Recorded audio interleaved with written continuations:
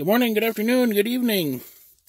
Ron Engelstad here from Thunderdome, Minnesota, and this is my entry for the favorite pistols series. So, when we started getting serious into doing Nerf, is when the Sweet Revenge and Hammer Shot and Strong Arm and all those started coming around.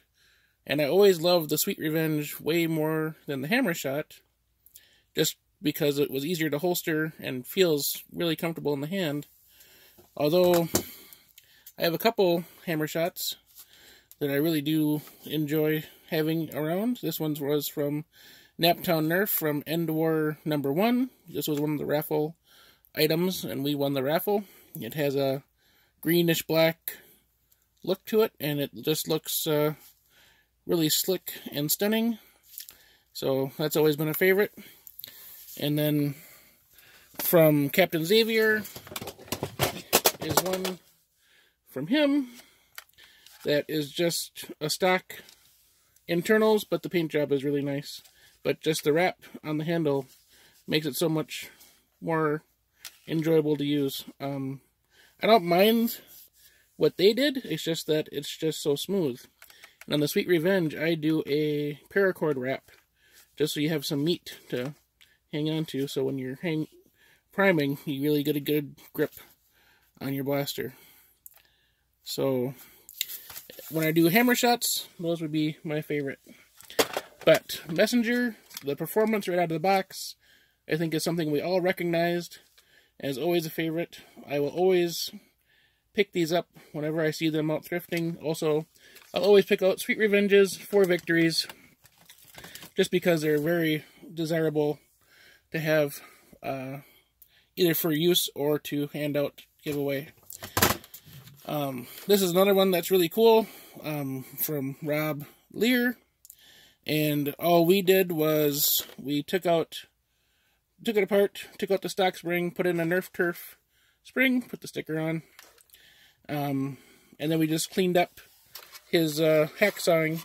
We just dremelled it up so it's a little bit softer, a little bit cleaner, no sharp edges on it. And the more I use it, the more I want to maybe sand that or cut that just so it doesn't rub on your finger as much. But that one's definitely a nice high capacity and a favorite. So the problem with trying to pick what your favorite sidearm is because it changes so much. Right now, I've been getting these off Amazon Marketplace for as cheap as $7, and that is about the same size as a pistol, but is very nice with this bottom handle. When you hand this off to a kid to use for 2 hours, they can play with it all day.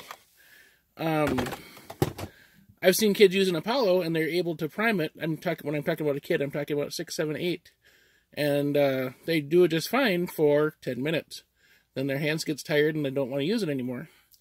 So finding blasters that make it easy for kids to use, and then they feel like a big shot because then they like using the magazines and having fun doing that. So along the same lines, a Strife can be the same size of the pistol, and people can modify those to extreme lengths nowadays. But the most fun we've been having lately, both Gabe and I, have been with Kronos, or Chroni, or both the Deadpool and the Ghost Ops.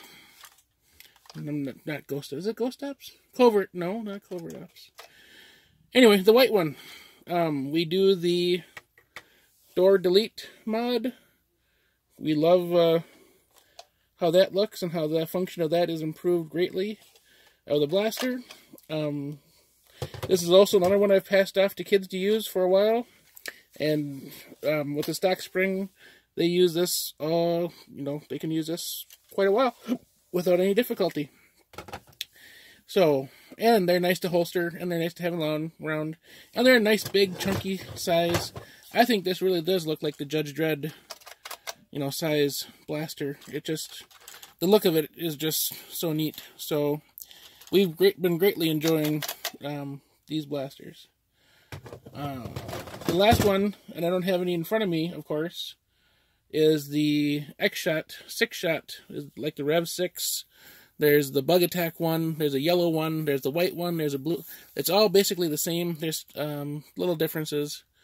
But it has good performance. 6 rounds is a, fair good capacity. And is also very nice for kids to use. And what I've been doing is buying 2 or 3 from Walmart, or if I'm lucky enough to find them at thrift stores, and take them to the wars with me. And I'll walk around the field using them. And if a kid looks like he needs something, an upgrade, or wants to use it or wants to try it, I'll just hand it off and give it to him.